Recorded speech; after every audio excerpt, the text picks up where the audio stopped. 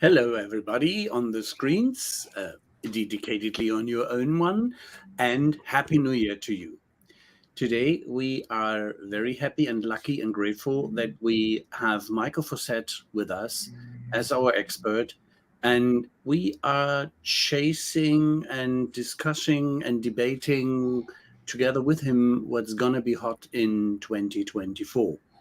Especially, we selected some bits and pieces how AI, generative AI in specific, will go mainstream, how this will influence different areas in the industry, from industry verticals to a breakthrough probably of CX or different parts of technologies like MarTech, service tech, sales tech. And in general, will it help society? What is the game changer?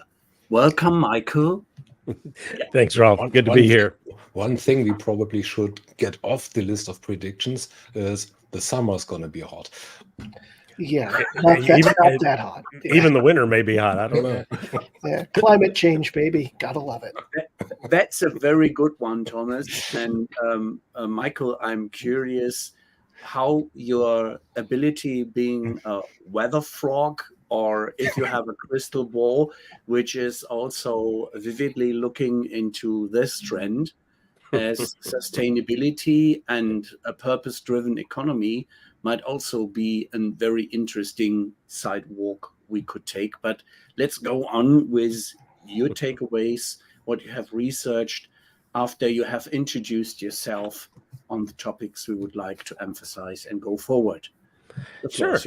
Yeah, sure. So, and thanks for having me back again. It's been a little while since I joined you guys. Too long. But always fun and a fun conversation. So I've been for the last couple of years. I've been building up a little company called Arion Research. So focused, small firm, focused mostly on AI and customer experience, but a lot of other stuff, some ERP work and financials and that sort of thing as well. But again, a lot of, and just because of the hot topics, a lot of focus around the CX and the Gen AI piece of it.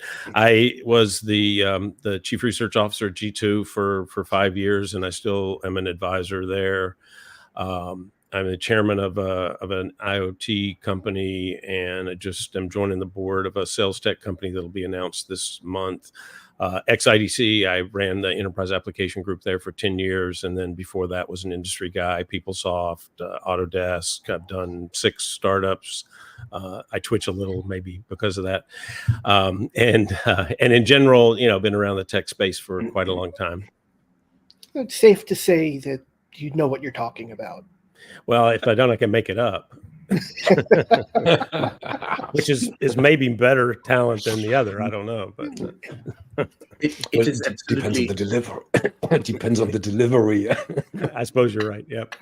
It's extremely valuable to have humans in the loop, and you are a human, and that is one of the aspects. Looking, for instance, into the Gartner technology hype cycle, especially on the emerging technologies hype cycle and how it is developing.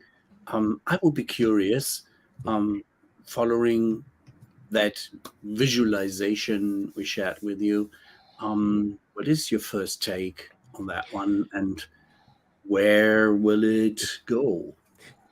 Well, I mean, I'm not to be naysayer, I guess, but I admit I always have a bit of a visceral reaction to models that are so generalized that they apply to all these different types of technologies, when we know that there are a lot of factors that influence when something is going to be adopted and how it's going to be adopted. And I think hype is there.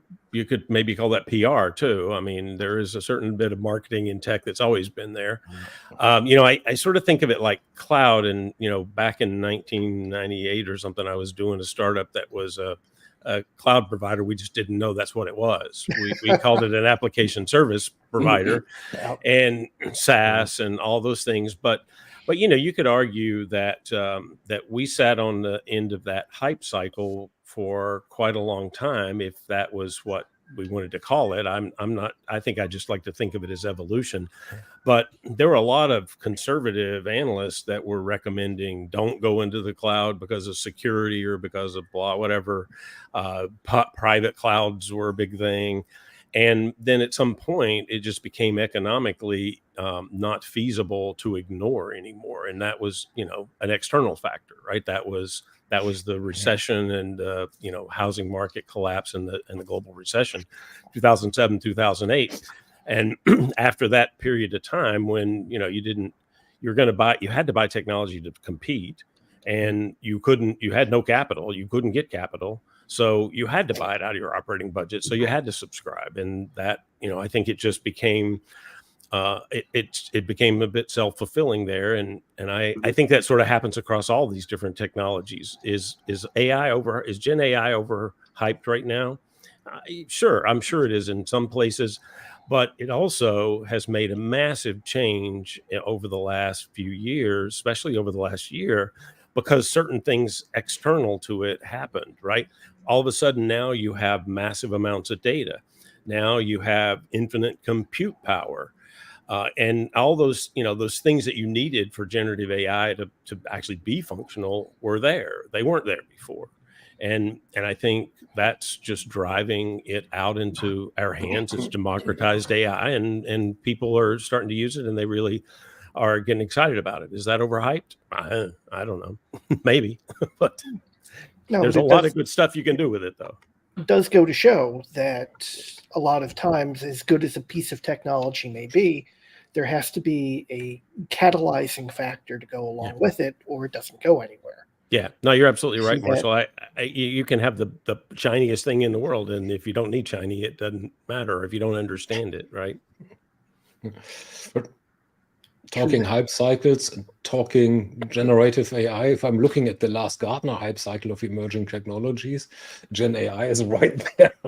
Oh, it's right up on the top. Right there on the top. It's getting ready to jump off the cliff, I think.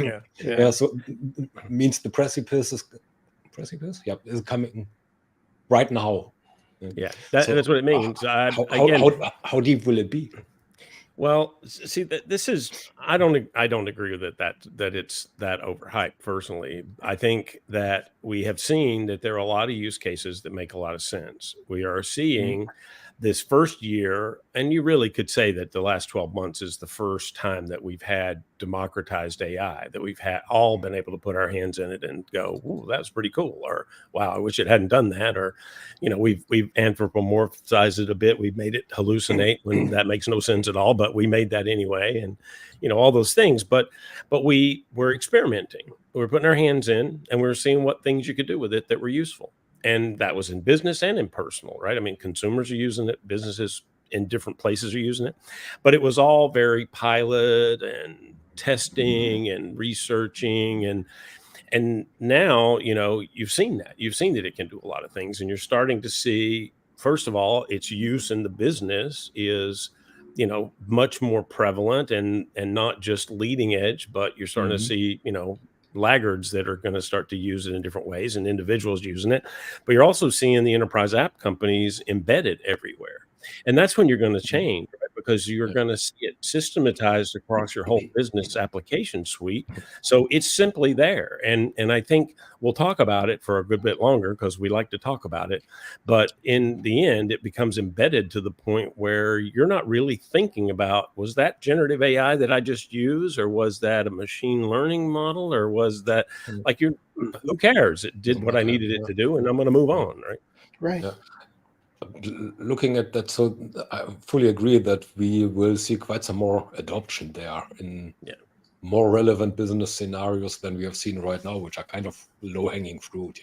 The obvious thingies. Yeah, the obvious things are, but more and more you're going to see the other things, right? Yeah, but there are still a lot of interesting questions that we probably touch on next week as well with. Shameless plug here, sorry, with John Reed and Michael Wu. But it would be great to see your perspective there as well. So if I'm looking at what happens in the EU with their funny new attempt at regulation, or Biden's executive order, or to show it on sorry, in a very shiny, in quotes, incident that we had in November, where a CEO of a famously known generative AI company got kicked in the butt and then pushed back for reasons of ethics, basically. How will that play into the picture? Well, I mean, first, let's talk about regulation a little, because I do think that's really important. And you know, there are risks. And I mean, some people there's certainly a lot of doom and gloom around certain things, I guess, and more around AGI than anything, I suppose. But the but the regulatory movement, I mean, I am once again, I'm really impressed with the EU, and I could say the same thing around, you know, privacy and privacy protection, as they certainly led the way then, and they led the way this time, and they've done some things in that act, and obviously we need more details because they're still filling in some of the, you know, the third and fourth level things, but in general, the idea that we can start to regulate them and rank the systems, the type of system and what it's doing based on risk, that's a really logical way to approach it. Much more logical than the idea that I've heard in the US around, oh, well, if it's a really big model, they have to tell us, be more transparent. But if it's a tiny little model, we don't really care. Well, that makes no sense whatsoever. Like it's how really are you defining big and small at that point? I know they talk gigaflops or something. I don't know, but I think the EU did a really good job with this. The idea that it really is risk based, which it needs to be, and you know there'll be growing pains on how it's applied and you know, just like there was with GDPR, but I do think they're definitely ahead from the perspective of what it's done. The executive order is interesting, of course, and it was certainly the only way we were going to get anything done in the US. Let's be honest, no political commentary on my end, but we don't have the most functional government. And so would we have been able to pass something through Congress? No, there was no chance we were going to do that. So the executive order is great, but if the administration turns over the next time that we have an election, the executive orders, they may or may not survive. We just don't know, right? So, and when it comes down to it, executive orders, if I understand correctly, are not particularly binding. They're a directive for how the government should act. It doesn't have anything to do with business. They're binding in the fact that they can drive the agencies to do a specific thing that is binding to the industry, right? And that's the way the executive branch really can implement this, right? And there are good examples in that order. You know, like there's one that says Department of Commerce will roll out guidance to ensure that all AI generated content, including audio, imagery, video, and text, is watermarked. Now, how they're going to do that, nobody knows, but the point is that they pass that to an agency. NIST has some role in this, and the FTC has role in this. And so, I mean, I think from that perspective, in the short term, that, you know, we could get some things out of this. And I think the agencies will try. I just think, you know, there's always that risk that next administration throws out the executive order or even gets rid of some of the agencies or some of the agencies' powers. So, I guess that's the frustrating thing. I think you will see, just like in privacy, you'll see the states start to regulate and pass certain things that will, you know, just like California did with CCPA, that you can see some movement there, and I suspect you will. But until we can actually get a regulation passed, we're kind of sitting on the side. Can a regulation, a regional or even regional, California is a region as well in that sense. Can a regional, well, same as the EU, that's where I came from.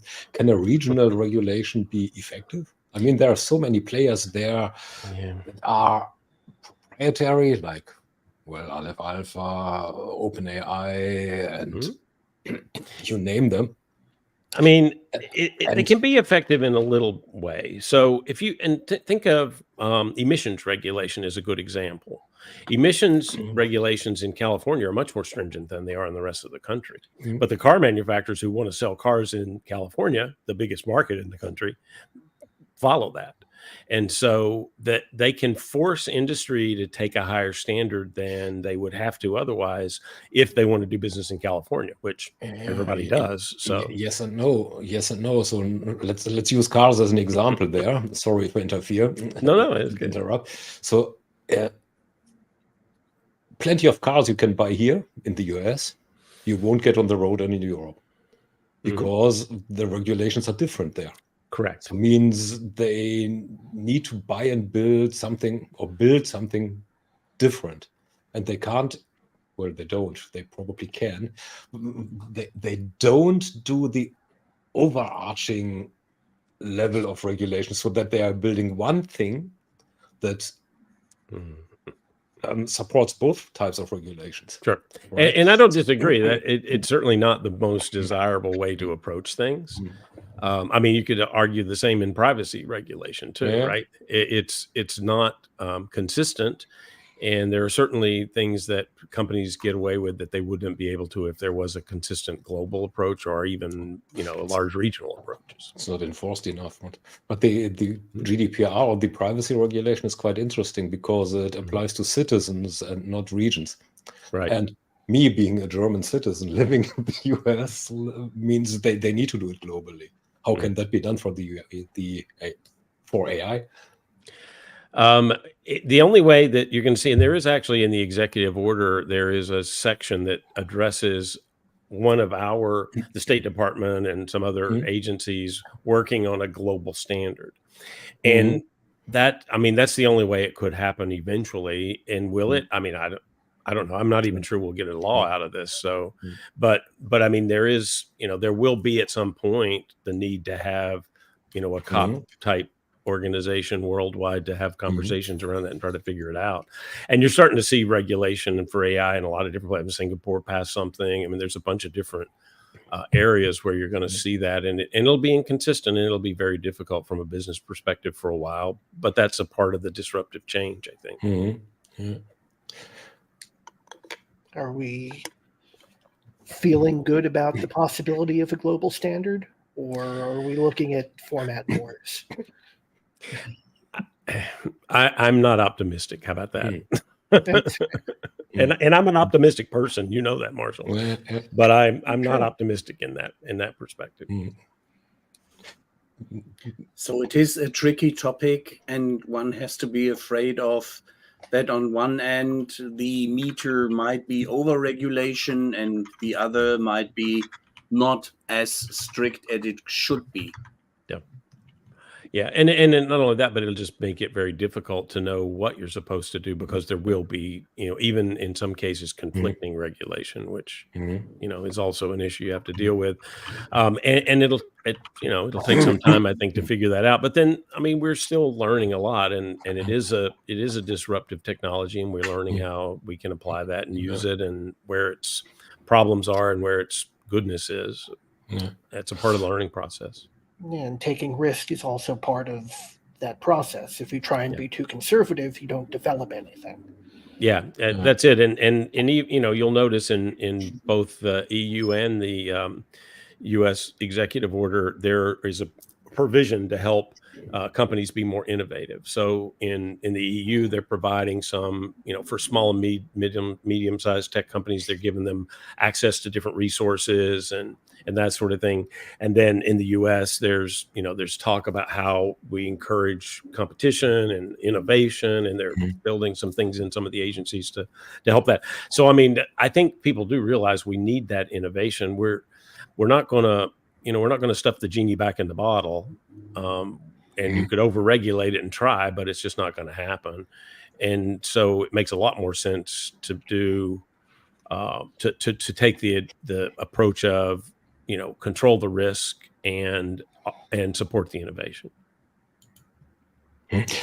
Now, innovation can happen in proprietary environments as well as in open environments. And we already have a bunch of models that are at least open sourced, developed proprietarily, but then put it out into the wild. Yeah, like Llama and that sort of thing. Llama, for example, is the predominant one right now, I guess. So, and there's this eternal struggle between open and not so open. who will lead the pack here? Who will win this race this time? I think there I think you're going to see the same thing you saw with all of the. I mean, we've been having this conversation about open source and software for how long, and the resolution. There's no resolution really, but the resolution was that we use both. We use proprietary in certain situations, and in others we use open source. And I think, it's a little different in this case because the capabilities are different and the technology is different, that sort of thing. But in general, proprietary, you get high performance, you get professional support, you get the ability to tailor applications to do specifics, which is important, but at a cost, and certainly with less transparency. Open source, you get collaborative innovation, transparency, but then there's that risk of quality, and there's certainly a risk of support there. So I think they're both interesting. And if I'm doing research on AI and Gen AI, I'm using an open source model, sure. But if I'm at General Electric and implementing it across all my business units, I'm probably using a proprietary one, or maybe I'm using multiple ones. And I mean, you can see that even in the approach that enterprise app vendors are taking. You've got Microsoft doing proprietary, and you've got Salesforce doing an open approach. In other words, allowing you to connect to whichever models you want to connect to, and supporting that. And I think that's the more logical way to approach it, because different models are good at different things, different applications of those models, and even on top of that, different applications that are built to do specific things. I think we need both, and I don't think one's going to win over the other. I just think that we're gonna be in the same boat we are now, that developers use open source code all the time, but they turn it into proprietary things. Well, do you think someone is playing here? Do you think that the various types of models, means the open ones as well as the proprietary, will take different paths so that they are focusing on different areas? I think that's possible. I mean, like I said, I think there are certainly some areas where, for research, in certain industries, even there's specifics that are starting to happen. You're starting to see a number of startups that are doing well in industry vertical application of generative AI. And does that necessarily mean that it needs to be a specific LLM? Maybe. I mean, you could argue, and one of my favorites is somebody we had on in the hot seat, and I've interviewed on my Disambiguation podcast, Michelle Wu, from Nyquist AI, and they're focused on life sciences. And in her model, they have ingested massive amounts of data from pharmacy, from testing, drug testing and trials and all this stuff that nobody else has. And that's actually one of her big value propositions. One of Nyquist's big value propositions is that they have all this data you can use and get access to in a way that you can't in any other forum. So I mean, I think that could be, there are probably a lot of places that would make a lot of sense for that. But then there are others where you're fine with a model that's multimodal, that's connected to the internet, and that has some form of RAG implemented, so you can ground that and give it context in your environment, which is obviously what you want if you're using that in a business. I think that's just as arguable, and whether that's open source or not, again, it'll most likely vary based on what you want out of it. If you're a big business, it's kind of back to that same open source enterprise app versus a proprietary enterprise app. I won't support, and unless there's an entity that can sell me support, I'm probably not going to risk it, because I'm not that I'm risk averse when it comes to being able to support my applications. But looking at specific models, or industry-specific models, or business-specific models in general, if we are getting away from the language part, but into foundation models in general, based on business data, who besides SAP would be in a position to build a model like that? Because of having, for lack of data, or not having the data. I mean, I don't know that I would. I mean, I guess SAP certainly in a good position there from a data perspective. Oracle's and not in a, they have many enterprise application customers. Even SAP, even Salesforce in their world, they have they have a good strength there. And I think also you're going to see that this, the few things there, platform. The prompt engineering moves behind the scenes. Applications start to be more specific to what you need from an outcome perspective, and then underneath you'll have a platform way to connect to different models depending on what your use cases are. And so I think that over time, will make more data is theoretically good. There probably is there's probably some risk there too, I suppose, depending on what your data source is. But then there are a lot of other methods that are starting to evolve, and even small models that are very useful in a very specific application. So I don't think one vendor necessarily has an advantage there. I mean, there are certainly, from an asset perspective or a resource perspective, big vendors have a big advantage because they can afford to train the model, which and they is have access expensive to the data right away. Yeah, that's because true. they have plenty of customers. Yep. And many of them might even be willing to give a consent.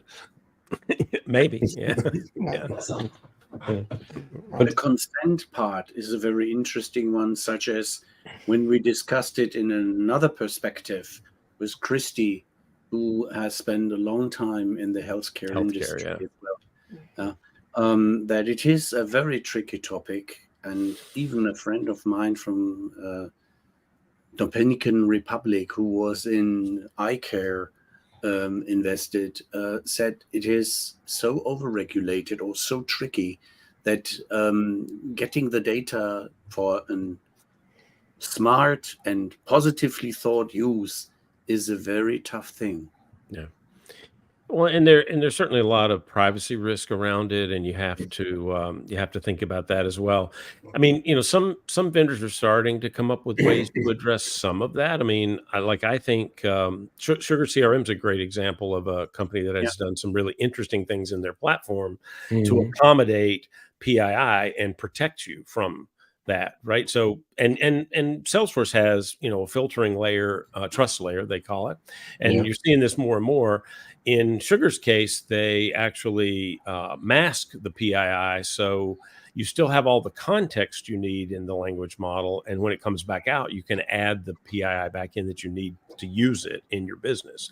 But it doesn't. But none of that sensitive data gets into the model, which is the problem, right? That's the real challenge. So I think there are ways around it from a technology perspective that will help. And in some industries, we will see a lag because there is fear, there is danger and higher risk in the way it's applied, and so maybe it won't move quite as quickly in some healthcare applications, for example. I have to ask what might be a stupid question. There are no stupid questions, only stupid askers. But, there are stupid questions, Marshall. The ones that are not asked. Very good. I'm a language nerd, and the terminology industry cloud has been bothering me since we started using it. I don't. Is it truly something separate? Is it a new approach, or is this another case of putting the word cloud on something you're already doing to make it seem fresh? We like to call everything a cloud. I mean, we have sales clouds and service clouds and dark clouds and I don't know, whatever, but, rain clouds. But we are seeing, and this is what I think the trend is. I don't know if what we're calling it's correct or not, but what the trend is that horizontal software only goes so far, right? And we know this. We've known this for years. In fact, I used to be a professional services guy, made a ton of money making it go the rest of the way. And you would hear arguments that, horizontal software is 80% of the way and it's 20% to close it, I'd argue that it was more like 60% of the way and 40% to close it. Mhm. But whatever, the point is that each industry has unique requirements that they will have to have. And if we can bridge the gap so that we're at 90% or 85, whatever the percentage is, then in a version that serves that industry with the right features and functionality, that's important. And I think you're seeing the same thing in AI, in generative AI, right? You're starting to see specialty models and specialty applications of the models that will serve industry. Is industry cloud the right way to do? You got me. I always just went like, yeah, okay, that's what we call. I mean, I will tell you that the first year Salesforce called cloud and put it on everything. I still lived in San Francisco, and I was walking to Moscone, and I nearly threw up from the number of times I saw the word cloud between my house and Moscone. It annoyed the hell out of me. But then after a while, I was like, oh, I don't really care. Like, it's whatever. I know what it means. We're good. Or I know what they think it means anyway. Yeah, it's just the ability to name something is the ability to control it and to guide it. Yeah. So yeah, I'm always wondering about how we name things. I care about it. I mean, I think that's probably an analyst quirk, right? That I do care. The words do matter. But I think at some point things get to the mainstream so that to undo it would be harder than it is to just go like, all right, I sort of know what that means. I don't think we have passed that juncture. Although I too think that it's belittling the concept, that term. Yeah.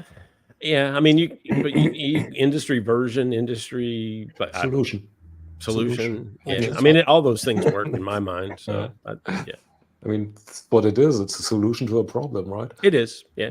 Or many problems, maybe. Yeah. But a cloud is just there to shade the sun or give some rain. Or drop some rain, yeah. Oh, well. Ralph, you are breathing in. I just was trying to catch the road to from the industry cloud to the industry solution area of a little more in depth. If we go to the specific bits and pieces which are also helping the users, such as from the MarTech perspective, from the sales tech perspective, from the service tech perspective. Yeah. Those are puzzle pieces which are extremely useful. And you mentioned in the start of our conversation that a lot of business appropriate usable things are arising over the last 12 months. Yeah. Can you please share some thoughts? Sure. And the first thing I'll say is, let's talk about marketing for a minute, because I think that's always a good place to start, right? And we've spent the last 20 years growing marketing solutions that are, siloed and point solutions to different things. And that's fine, but we're kind of at this point where I said before about this idea of systematizing things. I think, we're going to see more and more this idea of how do I apply this across the entire process, the life cycle, whatever word we want to use with the customer. But there's some really good stuff. And I would say, first of all, in marketing's been one of the biggest areas to experiment with the productivity gains in generative AI. And I do think we're going to move beyond that, but I do think those use cases have been really useful in validating that this can help me generate more content. It can help me segment and individualize my content better. And that's where I think the big trends come from. And these probably touch across, I know they touch across more than just marketing, but I think the things that really excite me, synthetic customers, and I'll explain that a little more, individualized experiences, which is tied to dynamic customer journeys versus the old, and one of my most hated things, journey maps. Yeah. Because no customer ever followed any map I ever built. I wish they did, but they didn't. So maybe we should put you and Christy in one discussion one day, talking about journey maps. Yeah, let's add Ray Gerber then too, or bring Jody in there. She would enjoy that too. Yeah, I'd watch it. Yeah, I mean, it could be interesting. So I think, we've talked about dynamic maps and segmentation and all this for a while. We know that broad, old-fashioned segmentation doesn't solve any of the problems, right? I mean, I give you one data point and you put me into a big segment and you try to sell me things, it just won't work. It doesn't work. You can't market that to me because you don't really know. But we get to a point where you can deliver dynamic content and you can have dynamic data that lets you test what you're going to do. So synthetic customer lets you test it in real time, and then with that slight lag, provide the best response, the next best response, really, not the old algorithmic one, but one that's based on the AI model that tests that in a synthetic customer scenario where it knows basically how I would react to things. That's really exciting. Dynamic, that changes mapping completely, right? It's a dynamic customer journey that has the ability to individualize. I like individualize better than personalize. Some people call it personalization. I think that's a little misleading because personalization also used to be based on those big segments and it was never personal, but now it can be. And so I think from that perspective, marketing, that's going to make a huge difference in the way we can market effectively to individuals. So that part excites me. Well, same question, but sales. Sales is a bigger problem, and you guys have probably, I mean, Marshall, I know you and I have talked about this before, but for years I've done behavioral analysis of buyers. I started back at IDC, actually sponsored research that I did for Salesforce at the time. It was probably 2014 or something, I guess, and I've done it almost every year since then, and the data is really useful, but go past the data and just the simple learning from that is that we have a problem. And when you have a problem that we aren't acknowledging, people buy in a way that's different than how companies sell. Now that's a broad generalization, but it is a fact. In the enterprise sales, complex sales world, we buy differently than we sell. And we built, we had an explosion of MarTech for a while. It was all point solutions, blah, blah, whatever. We now had, over the last 10 years, 15 years, an explosion of sales tech. And almost all of that sales tech is built on the paradigm of doing more or trying to be more efficient. And when a thing doesn't work, doing more of it doesn't work either. And that's the problem, I think, right now. We have a lot of sales tech that enables bad behavior and enables more of bad behavior. If 100 cold calls don't work, let me do 1,000. And that'll certainly work. Well, statistically, for a while, you'll get lucky, but you'll tap out eventually because you're going to hit the limit. And more people have changed their behavior, and you aren't addressing that. You aren't selling correctly. The other thing that in the data that I saw very clearly is that, and we're fooling ourselves because the companies, a lot of companies track the data of one loss, and yet what the buyers tell me is that 68% of them say that they only call a salesperson after they've decided what they're going to buy. Right. That kind of screws your one loss percentage up, doesn't it? Because you never knew. You're losing tons of businesses you don't know about because they never call you. They don't call you to go, hey, you lost. No, they don't. They don't care. You care. They don't. And so I think that we've got to rethink sales in general. And some of that, I mean, I mentioned synthetic customers before. I think that gives us a real opportunity. Dynamic journeys give us a real opportunity. I think there is good sales tech out there that is going to start to change this.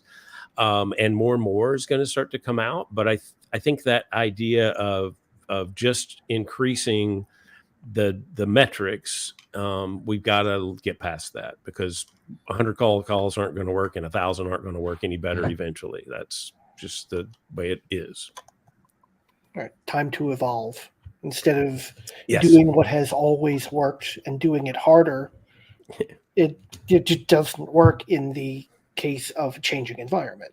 Yeah, that's absolutely right, Marshall. And we just have to admit that things have changed, and we need to rethink the way we go into the complex sale, because what a lot of customers want anyway. They want a collaborative approach to solving problems, not a person trying to sell them a thing. Yeah. A thing that they may or may not need. They want to solve a problem. That's all they've been trying to do all along. And if you can collaborate and work with them to solve their problem, you will be successful as a salesperson. Way more successful than most. But it's not that easy. I mean, we have that for ages, basically. It's also called job to be done. Yeah? So the whole service dominant theory. In how far does technology support that, or can technology help here? Because if people are selling things instead, selling a hammer instead of, well, I want a nail in the wall, how can technology change that? Technology can be used. You can apply technology to make you more effective at that process. So, for example, I know that I need to have a certain number of information data points about that prospect to understand what they need to know if my solution is the right answer for what they're trying to do. And if that's a predictable model, which it should be, because I can apply generative AI to the historical data and determine that in this situation, this industry, this role, this, executive, whatever, I know what is a good indicator that my solution will help them solve their problem and how and what the benefits would be. So if I can collect the right amount of data that helps me know your individual situation matches this model, whatever it comes up, then technology could help me do that much more effectively than I can do on my own with a notebook and a pen, or a Word doc or whatever. Because that's where we need a way to enhance and apply this, the synthetic customer, the dynamic journey, all those things, tailoring things to individuals, and gaining that level of understanding that we need to actually be effective in that sale. And so there, I think, yes, we can apply technology to make that salesperson have the capability, or the sales team, sales and marketing, whatever we want to call it, have them be more effective at understanding and building understanding, which builds trust. Okay, so it's basically compute power based on data. Yeah? I mean, it is. It's more complicated than that, I suppose, in the application of it. But in the end, what you're basically describing is A/B testing, right? Yeah, except in real time, or nearly real time, and with a lot more data. Yeah, and there's nothing against it if the A/B testing and the sales models supportive thoughts are sales guided and helping, and that most important little it has to happen is that they are not resistant to the guidance, but that they test, try, and are convinced, hey, that really helps me, and I get good feedbacks from my customers. Yeah. I mean, the base of it's trust, right? How do I build a trust relationship with you in a way that makes us both mutually benefit from the relationship? I get the sale, but I'm not selling at you. I'm actually solving your problem, and because of that, I get compensation for it. That's the switch that's got to change. And it sounds like I'm oversimplifying, but I don't actually think it is oversimplified. I think that is, in fact, the problem, and the way that you could that we will have to evolve. And that is exact a topic or a sentence I recall from one of the conversations with Jody, and it was not on the mapping topic, but it was dedicatedly on, if we understand them right, we can do a lot better, and that could be a helper. Yeah, and that's where I think the tools can come in and really give us the capability to empower that sales team to do those activities, not to do more cold calls to people that don't want their thing. Like if I get one more thing that offers me, a company offering me the lead gen tool of the century that's going to give me 1 million LinkedIn leads that'll be really exciting for my business that they clearly don't understand nor have done any research on whatsoever. Yeah. I mean, it's broken. May I forward mine to you? No. Just trying. I've debated putting on my profile in really big bold letters, "Do not, under any circumstances, send me." But I know they don't read it, so I wouldn't do any good. I'm completely with you. I have analyzed it to a simple realization: they are no longer capable to read. They take their AI to do the job, and it's not listening. Bad. Yeah, maybe. I don't know. I think it might be better if they did have the AI do it. Yeah, I just think they don't do it. I think they just look for names to send things to. And the AI doesn't do the job. Yeah. but yeah, Thomas. No, but with one T, not two T's. Continue. Well, so we were the other one is service tech, right? And that's the area that I get really another sort of level of excitement about, because I think this is hugely beneficial. The applying new types of generative AI technologies in that environment. And it goes back to the synthetic customer, the ability to test in real time, the ability to digest more data, and and to build hybrid experiences. And I mentioned before, I did a communication survey earlier this year for a client, and a consumer communication. And one of the things that came out really clearly is when you ask somebody if they want to deal with AI to get customer support, they'll say no. But if you ask them about experiences where they have interacted with a chatbot and then with a person or with a chatbot and it solved the problem, they will say yes, because they accept that that the new chatbots, not the old ones that were useless, they were just IVR systems on your screen. Yeah. The new ones, the intelligent ones that use generative AI, they do have the capability to solve some problems, and they also have the capability to pass you to the right person when they can't solve the problem. And if all that happens in the customer service interaction, I'm happy. I'm fine. I don't care if I'm talking to a bot or not. If I get the answer I want, I'm happy. I'm going home. I'm good. But the other part of it, and this is also another huge opportunity, is the ability to give that customer service rep an assistant, a virtual assistant that can help them find the answers.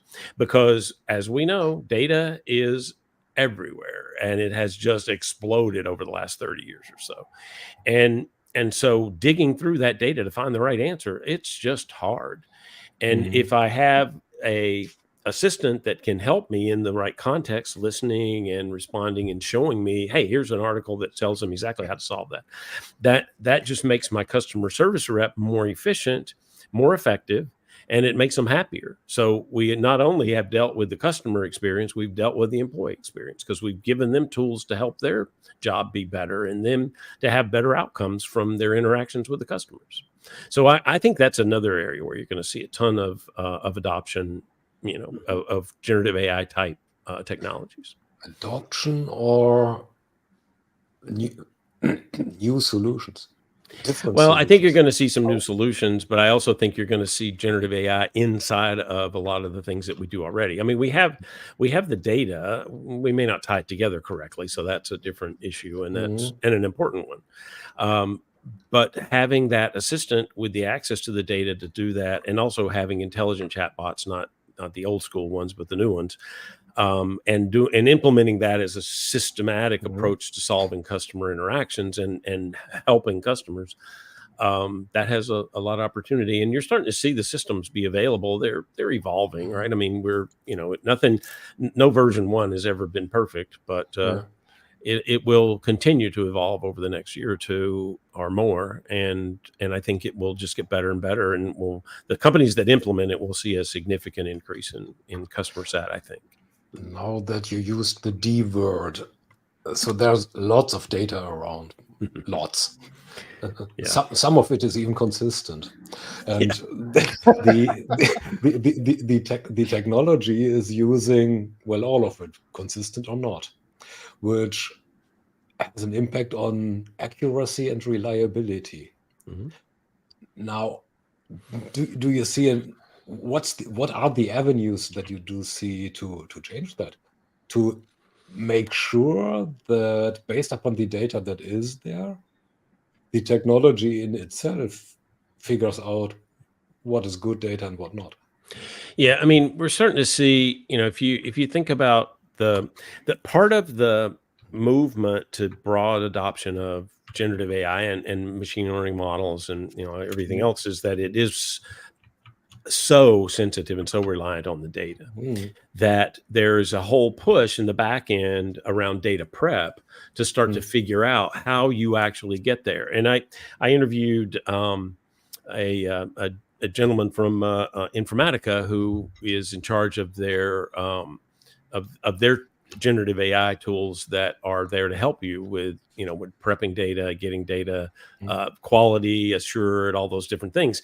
So I mean, that's one example. There are a lot of other companies that are doing it, but you're starting to see that in the back end of the data prep world, the data quality, all of those things, you're starting to see those tools take effect there and start to impact the ability to generate and train on quality assured data and that provides complete pictures. So I think that the good news is that we've been, I mean, as you know, we've been fighting this data issue for as long as I've been studying technology, and we didn't help ourselves when we had marketing organizations that have 36 different solutions that they're using in little data silos everywhere.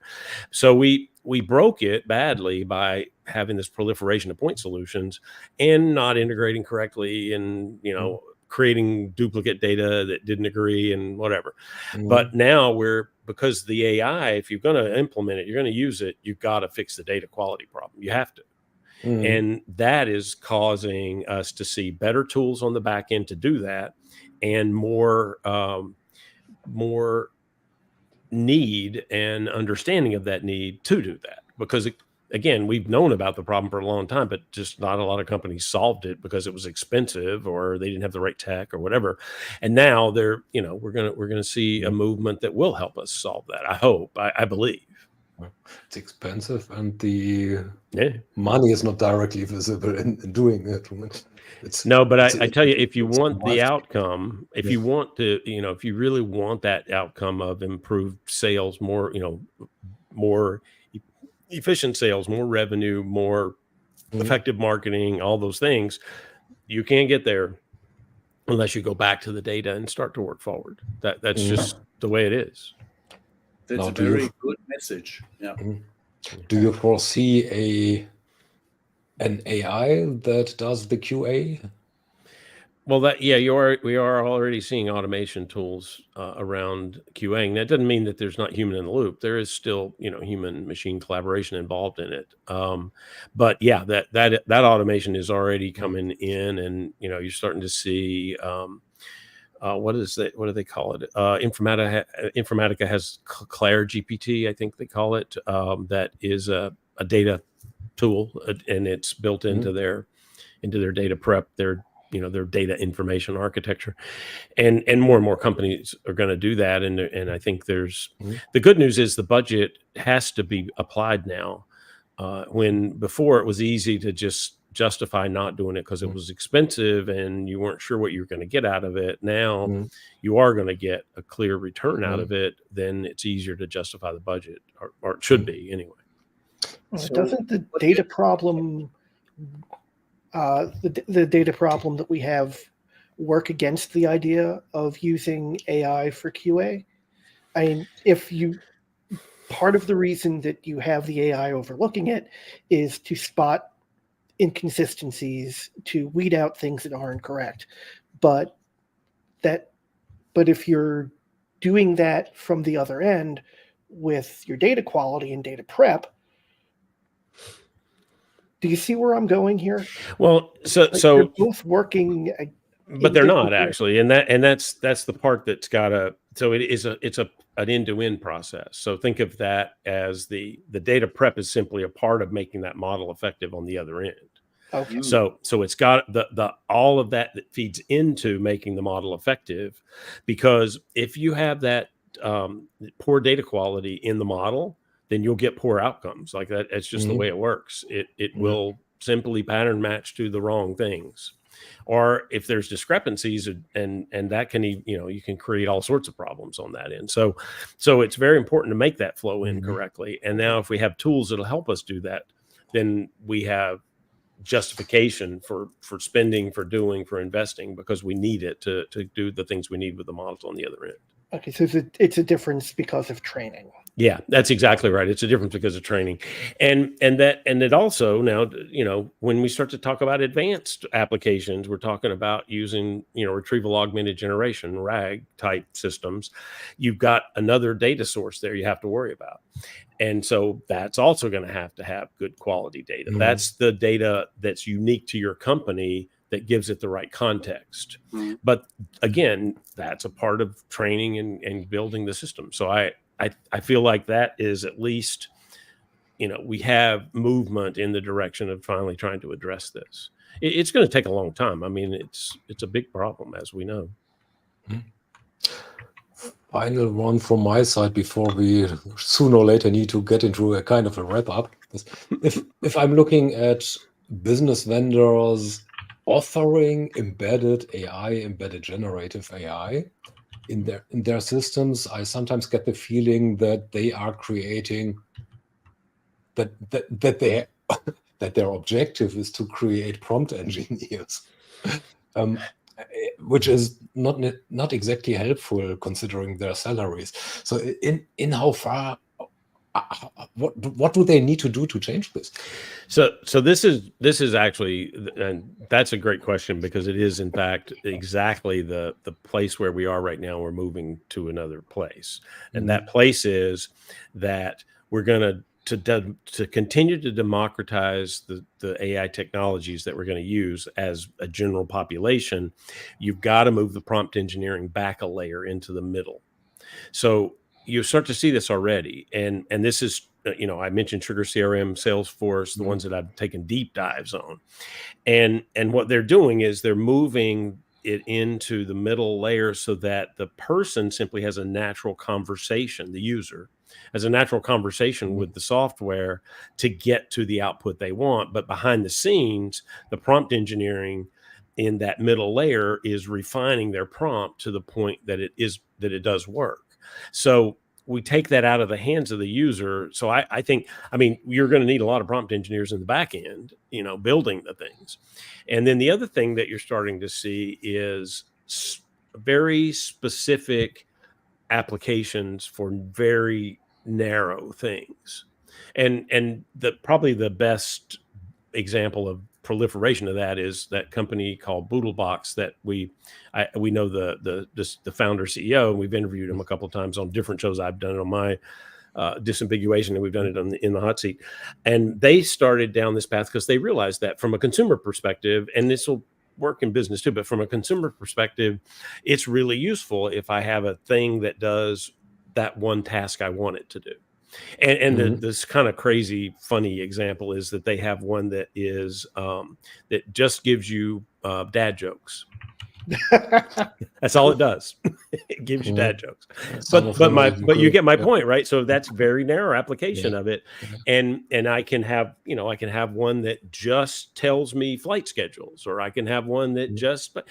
So you'll see that's the other part of it. If it does that very specific thing, then I don't need prompt engineering in the same way, because it's designed into the system, and that's where we're going with the enterprise apps world. Over the next year or two, everything that rolls out will more and more be conversational and natural language and not prompts, except when they build the system, of course. Okay. Before Marshall tells us that the last minute is broken, you got 40 seconds. Let's get into our famous last words. So, take your glass ball. Look into marketing, sales, and service. How will they change in the next 2 to 5 years? One change each. I think that marketing and sales are are morphing into one organization. That'll be very, very controversial, but I don't care. They have to over time, right? Because the customer process is it's different in this new world of buying and selling than it was in the old world, where you really needed it to be separated, and there's just too many conflicts, right? The leads are bad. No, you're not using the leads. You're not following up on the leads. No, but the leads are really that's all got to go away, and we have to approach it in a very different, systematic way that gets to a more effective way to solve customer problems. That's a combination. And I'm not so sure that that's not extended all the way in through customer service, because if you think about it, customer service is in many ways your best marketing tool. So I think that whole end-to-end life cycle process, I hate the way that we've for years thought about applications in their little boxes. And I don't know why we aren't talking about the end-to-end process, because that's what we need to do. I don't just need to sell. I don't just need to market. I don't just need to generate leads. I need to find a customer that buys something that will then continue to be a customer and buy something else. That's one process. And yet I just touched on 25 different systems to do that. I think that we've got to start to think about it in a more organized, central, systematic way of thinking through that life cycle, because those handoffs kill us. They've always killed us, and we don't really need to do that. We can approach it in a different way now. Okay. Right. Well said. Time for a wrap. Yeah. Well, Michael Fauscette, always a pleasure to have you here. Thank you very much for carrying us through this hour. Well, thanks for inviting me. Like I said, I love these are topics I love talking about. So always fun. Yeah, always a great conversation. So viewers should be sure to come back to us next week when we are going to have, once again, Michael Wu and John Reed, where we will continue the discussion and debate that they've been having over AI, which we started a few months ago. Sometime in, was it September, October? Yeah. But they haven't reached the end yet. So we're going to let them keep going. Nice. Okay. Bye, everyone. Cheers and a happy new year. Yeah.